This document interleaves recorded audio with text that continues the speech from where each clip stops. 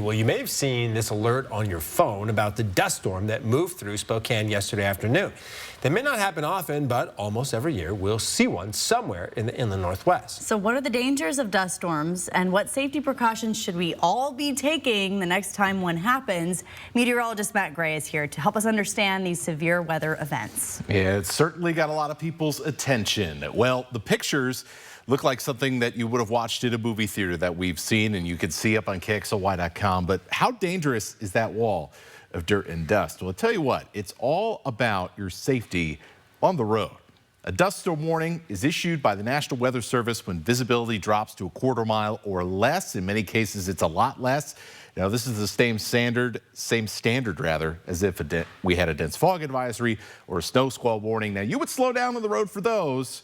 All three, primarily because of the danger you can put yourself in out on the road. Now, assuming you have that quarter mile visibility, at highway speeds, it's going to take up to 10 seconds to come to a complete stop, but you can only see about 15 seconds ahead of you. There just is not that much time to react if you don't immediately recognize something is wrong up ahead. Now, luckily, dust storms don't produce this kind of dangerous visibility for too long. Spring and fall are when we're prone to seeing these dust storms in the inland Northwest because many of the fields are being worked over for harvesting or planting.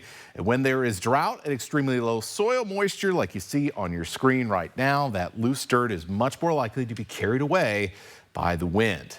When the thunderstorms, like we saw yesterday, moved over all those fields, cool air and rain blast out the bottom of the storm, race ahead of it. They form what we call a gust front, and this is where the bulk of that dust gets carried on the leading edge of those winds. Now, why is that important? It means that while these dust storms produce that dangerous visibility, as many of you saw with your own eyes, they don't last all that long.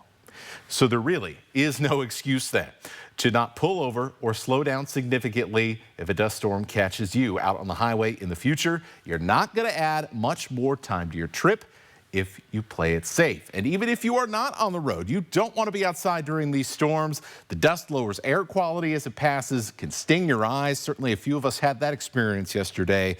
And it's not just dust, goodness, we're dealing with. It's the winds as well.